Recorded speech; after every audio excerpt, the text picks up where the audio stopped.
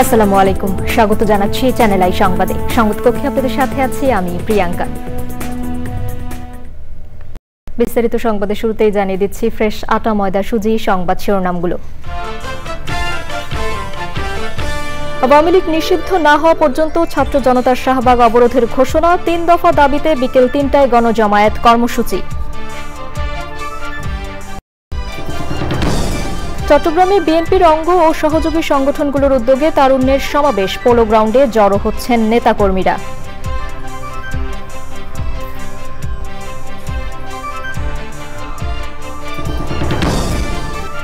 ভারতের বিভিন্ন স্থানে রাতভর পাকিস্তানের ড্রোন হামলা, পাকিস্তানের ৩ বিমান ঘাঁটিতে ভারতের হামলা।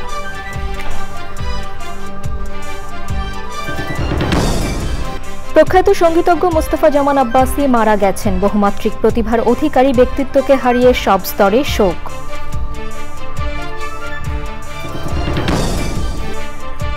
দেশের সঙ্গীত অঙ্গনের শিল্পী কলাকুশলীদের সম্মান জানাতে আবারও হচ্ছে চ্যানেল আই মিউজিক অ্যাওয়ার্ডস। 19 মে সোনারগাঁও হোটেলে বসবে 19তম আসর। এবং চুয়াডাঙ্গার জীবননগরে বাণিজ্যিকভাবে আঙুর চাষে সফল তরুণ উদ্যোক্তা আশরাফুল, দেশের মাটিতে সুস্বাদু ও মিষ্টি আঙুর উৎপাদনে আমদানি নির্ভরতা কমানোর প্রত্যাশা।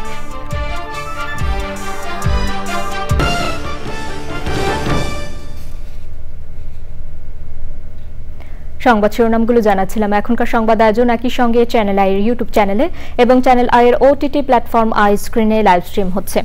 যাচ্ছে বিস্তারিত সংবাদে। আওয়ামী লীগ নিষিদ্ধের দাবিতে শাহবাগ অবরোধ করে অবস্থান করছেন বিভিন্ন দলের নেতাকর্মীরা। বিকেল ৩টায় হবে গণজমায়েত। এ নিয়ে জানতে যাযাবর মিন্টুর কাছে যাচ্ছি, তিনি শাহবাগেই আছেন। মিন্টু, শাহবাগের বর্তমান পরিস্থিতি কেমন দেখছেন?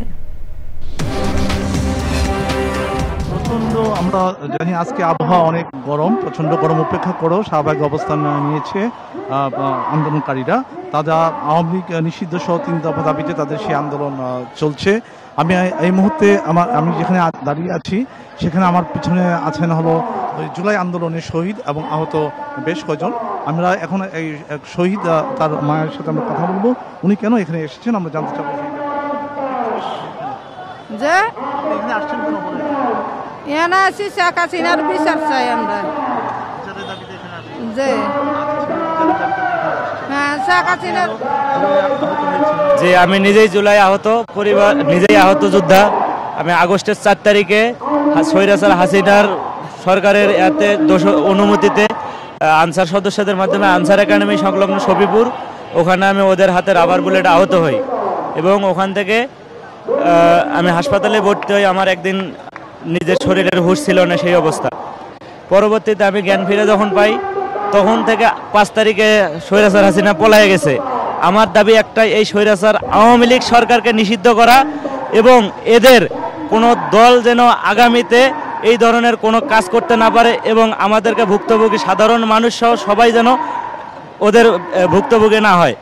আমাদের দাবি একটাই, আওয়ামী লীগ এবং তার দোসরদের সবাইকে নিষিদ্ধ করা এবং তাদেরকে ধরে কঠিন শাস্তি দেওয়া।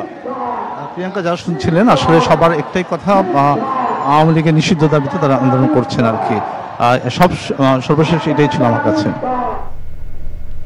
ধন্যবাদ মিন্টু আপনাকে। আমরা পরবর্তীতে আরো জানবো আপনার কাছে। এছাড়া আওয়ামী লীগকে নিষিদ্ধ করা, আন্তর্জাতিক অপরাধ ট্রাইব্যুনাল আইনে আওয়ামী লীগের দলগত বিচারের বিধান যুক্ত করা ও জুলাই অভ্যুত্থানের ঘোষণাপত্র জারির দাবিতে শাহবাগে অবরোধ কর্মসূচি চলছে। শাকির আদনানের রিপোর্ট। আওয়ামী লীগ নিষিদ্ধ সহ ৩ দফা দাবিতে রাজধানীর শাহবাগে দ্বিতীয় দিনের মতো অবরোধ কর্মসূচি। বিক্ষোভে অংশ নিয়েছেন বিভিন্ন রাজনৈতিক, সাংস্কৃতিক ও সামাজিক সংগঠনের নেতাকর্মী, সমর্থক এবং ছাত্র জনতা। একটা বছর না যেতেও এইভাবে আওয়ামী লীগ ফিরে আসছে। তারপর আপনি দেখলেন আব্দুল হামিদকে কিভাবে দেশ থেকে পালানোর জন্য এই চুপু করে দিল। এইগুলা যাতে যেভাবে হোক আমাদের বন্ধ করতেই হবে। আমলিকের বিচার চাই, বাড়িঘর সব জ্বালাই দিছে আমলিকরা। আন্দোলনকারীরা বলছেন, আওয়ামী লীগ নিষিদ্ধ না হওয়া পর্যন্ত তারা রাজপথ ছাড়বেন না। যতক্ষণ পর্যন্ত ফ্যাসিস্ট আওয়ামী লীগ, শেখ হাসিনা এবং আওয়ামী লীগকে ব্যান না করা হচ্ছে এবং তার হত্যা বিচার করা না হয়েছে, তার খুন করা না বিচার না করা হচ্ছে, আমরা ততক্ষণ পর্যন্ত আন্দোলনের সাথে যুক্ত থাকার একাত্মতা ঘোষণা করছি। আওয়ামী লীগকে ব্যান করার জন্য যে আন্দোলন চলতেছে সেই আন্দোলনে শরীক হওয়ার জন্য আমি চাঁদপুর কচুয়ার থেকে আসছি। এই অবরোধের কারণে শাহবাগ ও আশপাশের রাস্তায় যান চলাচল বন্ধ হয়ে যায়, ভোগান্তিতে নগরবাসী। Shakir Addan, Channel I, Dhaka. তরুণদের রাজনৈতিক অধিকার প্রতিষ্ঠার লক্ষ্যে চট্টগ্রামে তারুণ্যের মহাসমাবেশ করছে বিএনপির 3 অঙ্গ সহযোগী সংগঠন।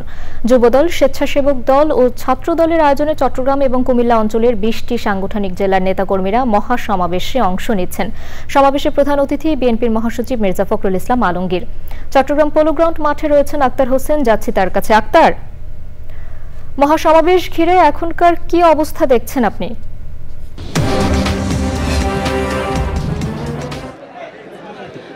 প্রিয়াঙ্কা, বিএনপির ভাষায় যে প্রায় দেশে 4 কোটি তরুণ দীর্ঘ প্রায় 3টি যে নির্বাচনে তারা ভোট দিতে পারেনি, এছাড়াও কিন্তু গত ফ্যাসিবাদী সরকার 15 বছর তরুণদের নানাভাবে উপেক্ষিত করেছে।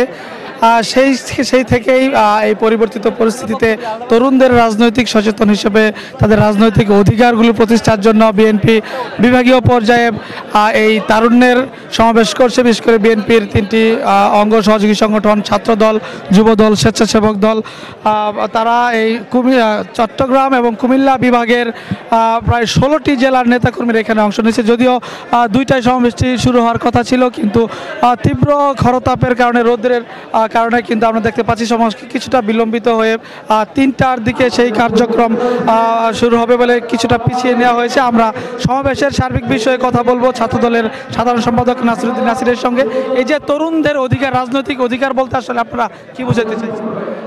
আপনি জানেন যে গত কয়েক বছর ধরে, বিশেষ করে গত 16-17 বছর ধরে বাংলাদেশে তরুণদেরকে এক ধরনের উপেক্ষিত করে রাখা হয়েছে। এবং আপনি জানেন যাদের বয়স এখনও 18 থেকে 35 বছর, তা এই সকল তরুণরা বাংলাদেশে গত 3টি জাতীয় নির্বাচনে কোনোটিতে তাদের মতামত প্রতিষ্ঠা করতে পারেনি। অর্থাৎ জনগণের ভোটের মাধ্যমে যে একটি সরকার প্রতিষ্ঠা হয়, সেখানে তরুণরা যে একটা ফ্যাক্ট, তরুণদের মতামতের ভিত্তিতে যে কোনো সরকার পরিবর্তন হয়, তরুণরা না চাইলে সরকার থাকতে পারবে না, এই ধারণাকে সর্বমূলে ধারণাকে প্রতিষ্ঠা করা হয়নি। কিন্তু আরো সচেতন, কিন্তু সেই তরুণরাই জুলাই এবং আগস্টে নিজের জীবন দিয়ে খুনি হাসিনাকে বিতাড়িত করেছে। এখন যেহেতু গণ অভ্যুত্থান পরবর্তী সময় একটি স্বাভাবিক সময়, আমরা বিশ্বাস করি যে তরুণদের মতামতের ভিত্তিতে আগামীর যে বাংলাদেশ সেটি বিনির্মাণ হবে এবং তরুণদের মতামতের ভিত্তিতে ভবিষ্যতে যে কোনো সরকার পরিচালিত হবে বলে আমরা ধন্যবাদ আপনাকে। প্রিয়াঙ্কা, শুনছিলেন যে এই তারুণ্যের সমাবেশ নিয়ে নাসিরুদ্দিন নাসিরের বক্তব্য। আসলে বিষয়টি হলো যে সারা দেশে যে 10টি অঞ্চলকে ভাগ করেছে বিএনপি, তার মধ্যে প্রথম এই চট্টগ্রাম এবং কুমিল্লা বিভাগের সমাবেশ আজকে শুরু হচ্ছে। তার আগে গতকালকে একটি সেমিনার করেছে এবং পর্যায়ক্রমে 4টি বিভাগীয় শহরে যে 10টি অঞ্চলে রয়েছে 4টি বিভাগীয় সমাবেশে বিভাগীয় শহরে এই তারুণ্যের সমাবেশ করবে বিএনপি এবং তার মাধ্যমে আগামী দিনের ভোটের অধিকার প্রতিষ্ঠা সহ নানান বিষয়ে তরুণদেরকে সচেতন করতে আরও উদ্বুদ্ধ করবে এবং তরুণ ভোটারদের আকৃষ্ট করতে চাইছে বিএনপি। কিছুক্ষণ পরে আনুষ্ঠানিকভাবে এই সমাবেশের কার্যক্রম শুরু হবে। বিএনপির মহাসচিব মির্জা ফখরুল ইসলাম আলমগীর তিনি ইতিমধ্যে চট্টগ্রামে এসে পৌঁছেছেন। তিনি 3টায় সমাবেশ মঞ্চে উঠবেন। আক্তার, ধন্যবাদ আপনাকে। আমরা পরবর্তীতে আরো জানবো আপনার কাছে। দর্শক, এবারে ভারত পাকিস্তান পরিস্থিতি।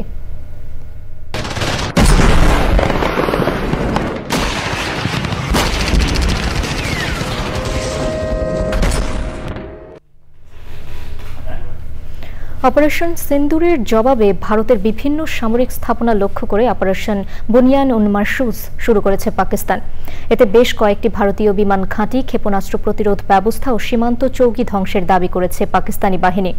উধমপুর, ভুজ, পাঠানকোট ও ভাটিন্ডা সহ বেশ কিছু বিমান ঘাঁটিতে পাকিস্তানের হামলায় যন্ত্রপাতির ক্ষয়ক্ষতি ও হতাহতের ঘটনা ঘটেছে বলে স্বীকার করেছে ভারত। পাকিস্তানের পারমাণবিক অস্ত্র সংক্রান্ত সংস্থা ন্যাশনাল কমান্ড অথরিটির বৈঠক ডেকেছেন দেশটির প্রধানমন্ত্রী শেহবাজ শরীফ। দুপক্ষকে শান্ত থাকার আহ্বান জানিয়েছে যুক্তরাষ্ট্র ও চীন। সুলতানা হিমুর রিপোর্ট। ভারতের চালানো অপারেশন সিন্দুরের জবাবে পাকিস্তানের জবাব অপারেশন বুনিয়ান উন মারসুস। শুক্রবার রাত থেকেই একের পর এক ভারতীয় শহর, বিমান ঘাঁটি ও সামরিক স্থাপনা লক্ষ্য করে ভারতের ক্ষেপণাস্ত্র ও ড্রোন হামলা। সেসব ভিডিও ছড়িয়ে পড়েছে সোশ্যাল মিডিয়াতে। ভারত নিয়ন্ত্রিত কাশ্মীরের শ্রীনগরের বিমানবন্দরের কাছে শনিবার ভোরে দফায় দফায় বেশ কয়েকটি বিস্ফোরণ ঘটে। কাশ্মীরের মুখ্যমন্ত্রী জানিয়েছেন, পাকিস্তানের হামলায় কাশ্মীরে শীর্ষ ভারতীয় সরকারি কর্মকর্তা নিহত হয়েছেন। চলমান পরিস্থিতি নিয়ে সংবাদ সম্মেলনে ভারতীয় কর্মকর্তা কর্নেল সোফিয়া কুরেশি জানান, উধমপুর, ভুজ, পাঠানকোট ও ভাটিন্ডা সহ বেশ কিছু বিমান ঘাঁটিতে পাকিস্তানি হামলায় যন্ত্রপাতি ধ্বংস হয়েছে। হতাহতের ঘটনাও ঘটেছে। তবে বেশিরভাগ হামলাই প্রতিহত করা হয়েছে বলে সংবাদ সম্মেলনে দাবি করা হয়। ভারতের অভিযোগ, সীমান্তের কাছে সেনা সমাগম ঘটাচ্ছে পাকিস্তান। তবে ক্ষেপণাস্ত্র প্রতিরোধ ব্যবস্থা ধ্বংসের দাবিকে ভুয়া বলেছে ভারতীয় বাহিনী। ভারতে অপারেশন বুনইয়ান উন মারসুস শতভাগ সফল বলে দাবি করেছে পাকিস্তান। তবে ভারতীয় হামলায় নূর খান, রাফিকি ও মুরিদ বিমান ঘাঁটিতে ক্ষয়ক্ষতির কথা স্বীকার করেছে পাকিস্তানি বাহিনী। Sultana Himu, channel I. ভারত পাকিস্তান যুদ্ধ পরিস্থিতিতে ভূরাজনীতির খেলায় বাংলাদেশকে পা নেয়া দেওয়ার আহ্বান নিয়ে সবাইকে ঐক্যবদ্ধ করতে প্রধান উপদেষ্টাকে সব রাজনৈতিক দলের সাথে আলোচনায় বসার প্রস্তাব দিয়েছেন সিনিয়র সাংবাদিক মতিউর রহমান চৌধুরী। ভারত সীমান্তে পুশিন ঠেকাতে গিয়ে যেন অনাকাঙ্ক্ষিত পরিস্থিতির সৃষ্টি না হয় সেদিকে নজর রাখার আহ্বান জানিয়েছেন তিনি। রোকসানা আমিনের রিপোর্ট। ভারত পাকিস্তান যুদ্ধের মূল কারণ রাজনৈতিক নয়, ঐতিহাসিক বিষয়ে ডিবেট ফর ডেমোক্রেসি আয়োজিত ছায়া সংসদ বিতর্ক প্রতিযোগিতার প্রধান অতিথি মানব জমিনের প্রধান সম্পাদক মতিউর রহমান চৌধুরী। প্রতিবেশী দেশের সংঘাতপূর্ণ পরিস্থিতিতে বাংলাদেশকে সতর্ক থাকার আহ্বান জানিয়েছেন তিনি। খ্রিস্টান ফ্রন্টে কিন্তু যে কোনো সময় যে কোনো ধরনের উত্তেজনা ছড়িয়ে পড়তে পারে। আমার আশঙ্কা হচ্ছে এখানে একটা চীন একটা ফ্যাক্টর, 7 কন্যা 7টা রাজ্য নিয়ে যেটা ভারত, সেখানকার দিকে কিন্তু চীনের নজর রয়েছে। ভূ রাজনীতিতে এই যুদ্ধের প্রভাব অনেকখানি, এটাকে হালকাভাবে দেখার কোনো সুযোগ নেই। ভারত ও পাকিস্তানের মধ্যে এই অবস্থা চলতে থাকলে বাংলাদেশ সবচেয়ে বেশি ক্ষতিগ্রস্ত হবে বলেও আশঙ্কা প্রকাশ করেন এই সিনিয়র সাংবাদিক। চারদিক থেকেই আমাদের সামনে চ্যালেঞ্জ আসতে পারে। এই চ্যালেঞ্জ মোকাবেলা করতে হলে আমাদের রাজনীতিতে রাজনৈতিক নেতৃত্বকে সবাইকে ঐক্যবদ্ধ থাকতে হবে। আমি আশা করব, আমি প্রস্তাব রাখব, আমি সুপারিশ করব যে প্রফেসর ইউনূস যেন সব রাজনৈতিক দলগুলোর সঙ্গে এই বিষয় নিয়ে কথা বলে। চলমান পরিস্থিতিতে যেন সাম্প্রদায়িক বিদ্বেষ ছড়িয়ে না পড়ে সেদিকেও নজর রাখার আহ্বান ডিবেট ফর ডেমোক্রেসির।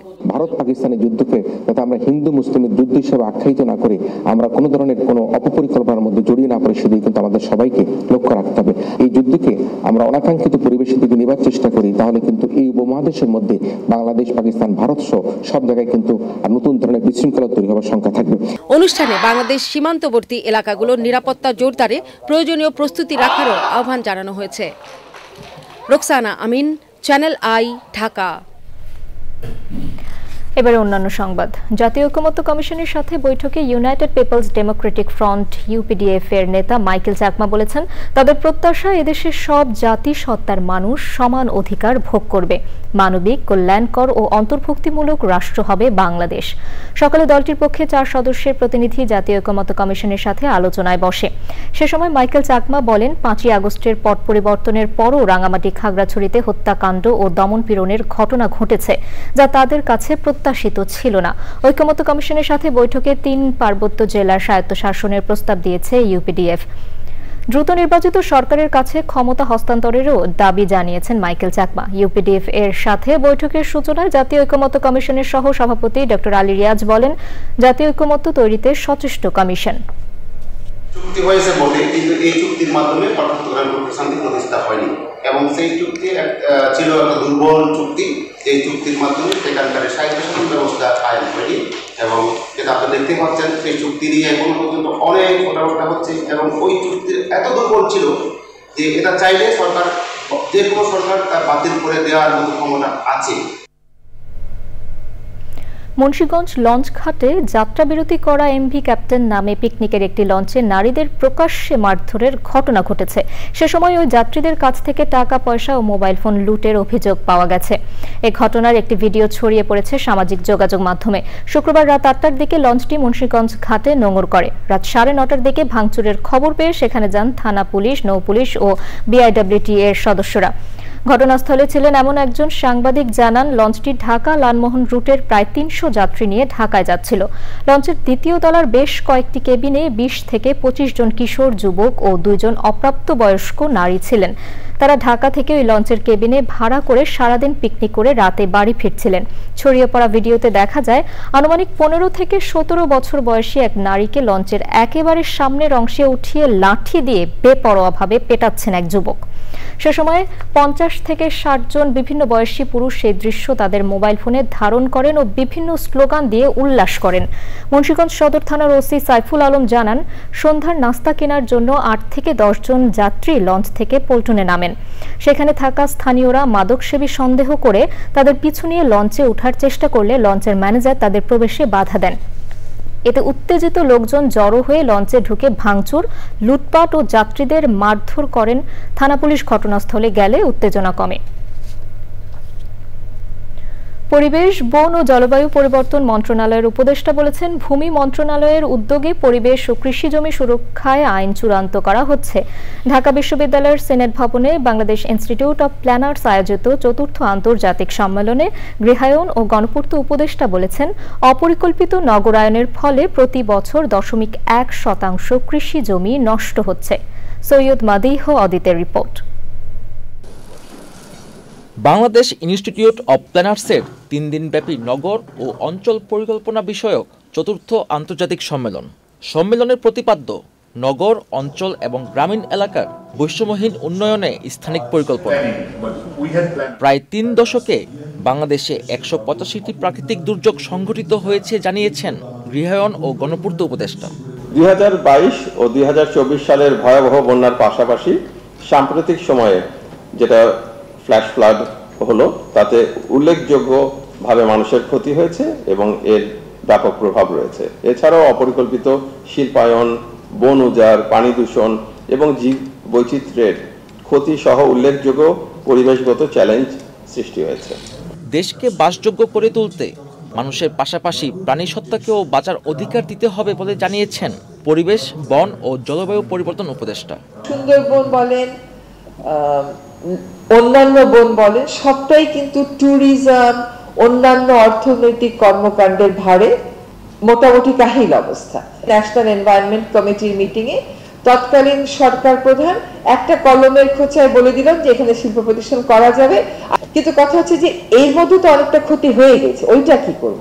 এটা না বলাটা খুব সহজ, খালি সময়ের ব্যাপার না, সেটার জন্য একটা খুবই সুদৃঢ় রাজনৈতিক অঙ্গীকার থাকতে হবে। আমরা কিন্তু অনেক কয়টা শিল্প প্রতিষ্ঠান করতে পারবো, একটা সুন্দরবন আমরা আর দ্বিতীয়টা করতে পারবো না। যুক্তরাষ্ট্র, Australia, Germany, Iran, Netherlands, Norway, Sweden সহ অন্তত 15টি দেশের 35 জন প্রতিনিধি অংশ নিচ্ছেন এবারের সম্মেলনে। সৈয়দ মাদিহ অদিত, প্রকৃতি ও জীবন ডেস্ক, চ্যানেল আই। দেশের সঙ্গীত জগতের শিল্পী ও কলাকুশলীদের সম্মান জানাতে আবারও আয়োজন করা হচ্ছে দক্ষিণ এশিয়ার সঙ্গীতের সবচেয়ে বড় award show channel I music awards. 19শে মে রাজধানীর সোনারগাঁ হোটেলে হতে যাচ্ছে অনুষ্ঠানের 19তম আসর। চ্যানেল আই প্রাঙ্গণে সংবাদ সম্মেলনে জানানো হয়েছে, এবারের আসরে আজীবন সম্মাননা সহ 18টি ক্যাটাগরিতে পুরস্কার দেয়া হবে। লায়লা নসিনের রিপোর্ট। দেশের সুস্থ ধারার সঙ্গীতকে এগিয়ে নেওয়ার লক্ষ্যে 2004 সালে শুরু হয় চ্যানেল আই মিউজিক অ্যাওয়ার্ডস। দক্ষিণ এশিয়ার সঙ্গীতের সবচেয়ে বড় award show channel I music অ্যাওয়ার্ডসের 19তম আসর বসবে আগামী 19শে মে। সংবাদ সম্মেলনে এবার আয়োজনের বিস্তারিত তুলে ধরেন চ্যানেল আই পরিচালনা পর্ষদের সদস্যরা। একটি বেসরকারি টেলিভিশনে এই জাতীয় আয়োজনগুলো করার জন্য সহযোগী প্রতিষ্ঠান না থাকলে, পৃষ্ঠপোষকতা না থাকলে এগুলি করা আসলে সম্ভব হয় না। আমরা মনে করি যে চ্যানেল আইয়ের মিউজিক অ্যাওয়ার্ডের এই 19 বছরে সে একটা বড় ধরনের অবয়ব তৈরি হবে এবং বাংলাদেশের শুদ্ধ সঙ্গীত বিকাশের ক্ষেত্রে বিশেষ করে তরুণ প্রজন্মের মাধ্যমে আমরা সঙ্গীত, সাহিত্য, শিল্প, সংস্কৃতি এবং ইতিহাসকে তুলে ধরা, এর ধারাবাহিকতাকে বজায় রাখা, এর প্রবাহকে আরও উন্নত করা, এর প্রকাশকে আরও ভালো করা, এর পেছনে চ্যানেল আই বলতে গেলে জীবনের শুরু থেকেই তার চর্চাটা করে আসছে। সঙ্গীতের এই অনন্য আসরে নিজেদের যুক্ত হওয়া নিয়ে অনুভূতি ব্যক্ত করেন পৃষ্ঠপোষক প্রতিষ্ঠানগুলোর প্রতিনিধিরাও। আমাদেরকে আপনারা ডেকেছেন বা আমাদেরকে আপনারা পাশে রেখেছেন, আমাদের চেয়ারম্যান স্যার এবং আমাদের মাননীয় এমডি স্যারের পক্ষ থেকে চ্যানেল আই কর্তৃপক্ষকে আমরা ধন্যবাদ জানাচ্ছি। এ ধরনের আয়োজন আমাদের দেশীয় সংস্কৃতির জন্য একটি অত্যন্ত সময়োপযোগী পদক্ষেপ, এর জন্য চ্যানেল আইকে ধন্যবাদ জানাচ্ছি। সঙ্গীতের উন্নয়নে চ্যানেল আই পরিবার কিন্তু সবসময় একটা অগ্রণী ভূমিকা পালন করছে এবং এটা একটা ভালো কাজ, এবং রয়্যাল এনফিল্ড এই ভালো কাজেরই সঙ্গী হওয়ার জন্য অ্যাসোসিয়েটেড হয়েছে। এবারের আসরে 18টি ক্যাটাগরিতে দেওয়া হচ্ছে পুরস্কার। আজীবন সম্মাননা পাচ্ছেন 21 পদকপ্রাপ্ত বিশিষ্ট নজরুল সঙ্গীত শিল্পী ফেরদৌস আরা। আমাদেরকে অনুপ্রেরণা এইসব স্বীকৃতি দিয়ে থাকে, আর এই স্বীকৃতির সরকারি বেসরকারি যে কোনো পর্যায়ে স্বীকৃতি একজন শিল্পীর উন্নতির মূল একটি বিষয়, যা আমার ঝোলাটি বড় খালি ছিল এই সারাটি জীবনে। এই সময়টাতে একটা আজীবন সম্মাননা পাওয়া আমাকে ত্বরান্বিত করবে। চ্যানেল যে কাজটি করে আসছে, সত্যি কথা বলতে এটি অন্য কোনো চ্যানেল করার আগে 10 বার চিন্তা করে। 19তম আসরের জন্য 2023 সালে বিভিন্ন মাধ্যমে রিলিজ পাওয়া গানগুলো থেকে সেরা গানগুলো বাছাই করেন দেশ বরেণ্য সঙ্গীতজ্ঞরা। লাইলা নওশিন, চ্যানেল আই, ঢাকা।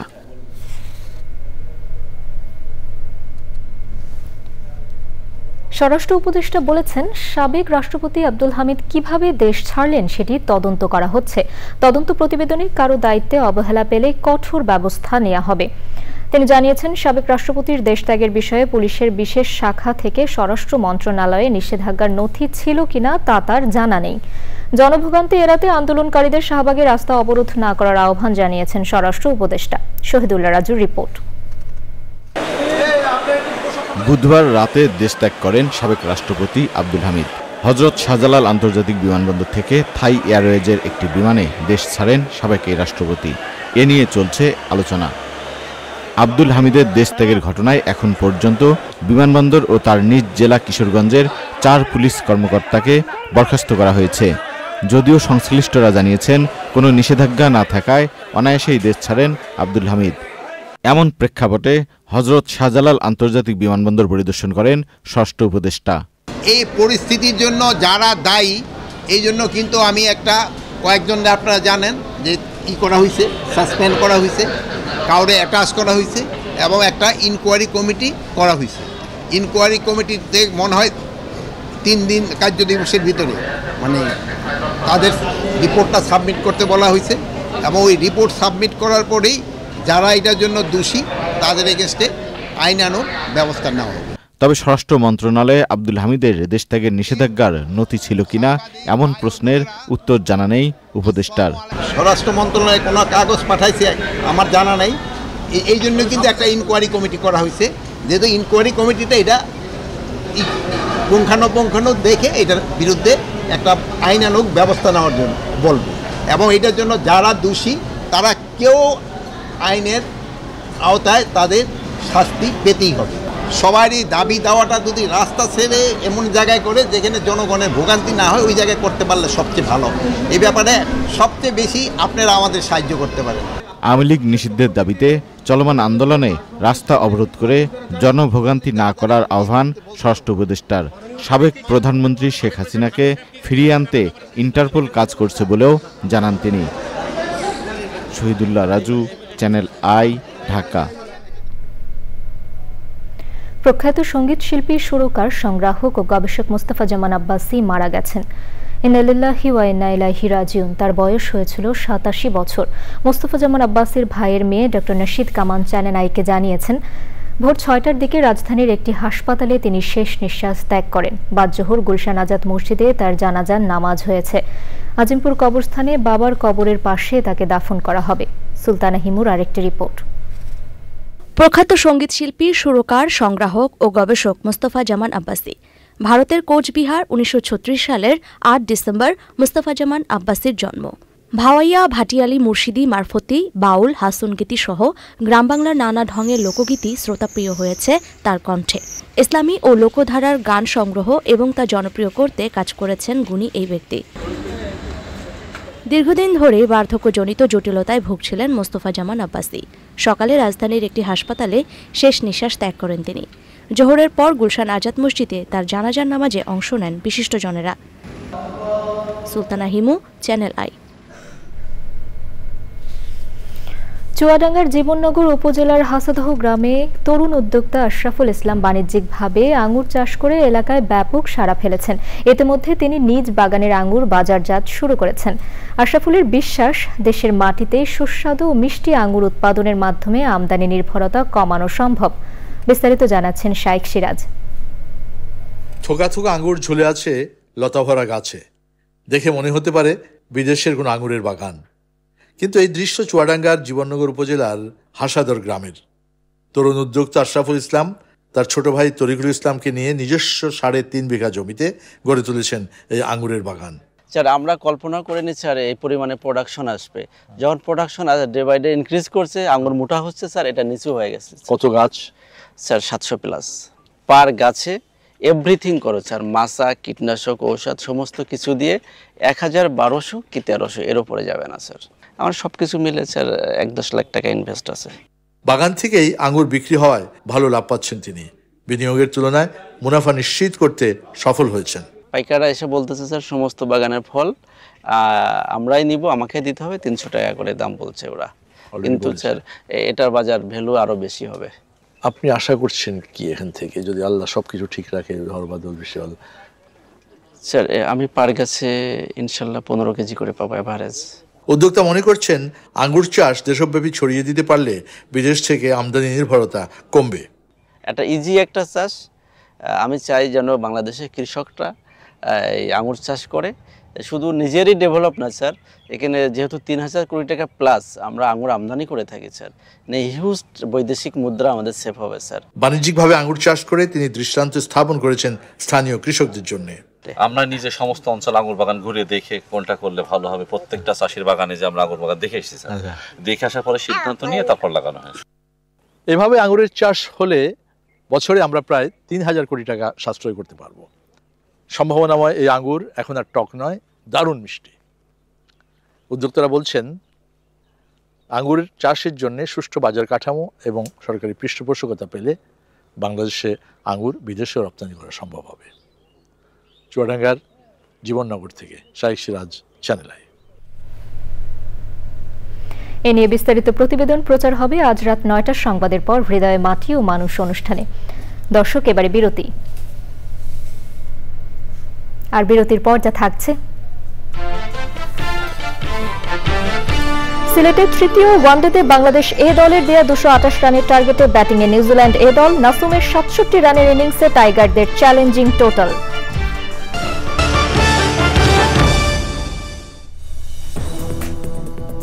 ফিরে এলাম বিরতির পর। এবারে নিটল টাটা কৃষি সংবাদ।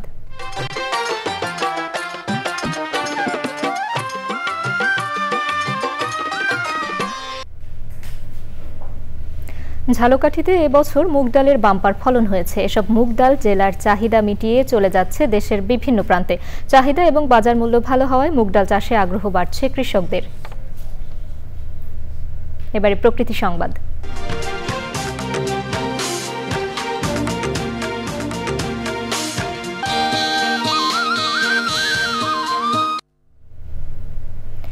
জীববৈচিত্র্যে ভরপুর বাংলাদেশে 700-রও বেশি প্রজাতির পাখি দেখা যায়। এছাড়া বছরের বিভিন্ন সময়ে অসংখ্য পরিযায়ী পাখির আগমন ঘটে দেশে। তবে শিকার, আবাসস্থল ধ্বংসসহ বিভিন্ন কারণে প্রতি বছরই কমছে পরিযায়ী পাখির প্রজাতি ও সংখ্যা। পরিস্থিতির উত্তরণে বিশ্ব পরিযায়ী পাখি দিবসে ইকো ট্যুরিজম নিশ্চিতের পাশাপাশি পাখির আবাসস্থল সংরক্ষণে সমন্বিত পদক্ষেপের তাগিদ পরিবেশবিদদের। এবারে খেলার খবর।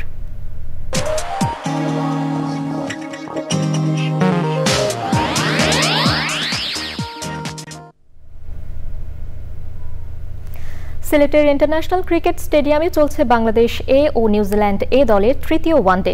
3 ম্যাচ সিরিজের প্রথম 2টি জিতে এরই মধ্যে সিরিজ জয় নিশ্চিত হয়েছে বাংলাদেশ এ দলের। আনুষ্ঠানিকতা তৃতীয় ওয়ানডেতে বাংলাদেশ প্রথমে ব্যাট করে 227 রানে অল আউট হয়েছে।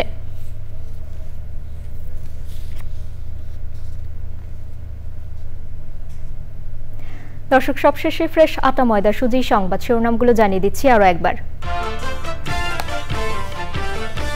আওয়ামী লীগ নিষিদ্ধ না হওয়া পর্যন্ত ছাত্র জনতার শাহবাগ অবরোধের ঘোষণা, ৩ দফা দাবিতে বিকেল ৩টায় গণজমায়েত কর্মসূচি। চট্টগ্রামে বিএনপির অঙ্গ ও সহযোগী সংগঠনগুলোর উদ্যোগে তারুণ্যের সমাবেশ, পোলো গ্রাউন্ডে জড়ো হচ্ছেন নেতাকর্মীরা।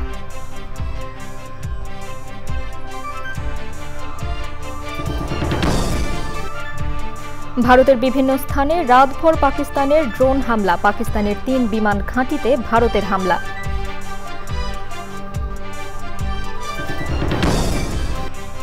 প্রখ্যাত সঙ্গীতজ্ঞ মোস্তফা জামান আব্বাসী মারা গেছেন। বহুমাত্রিক প্রতিভার অধিকারী ব্যক্তিত্বকে হারিয়ে সব স্তরে শোক।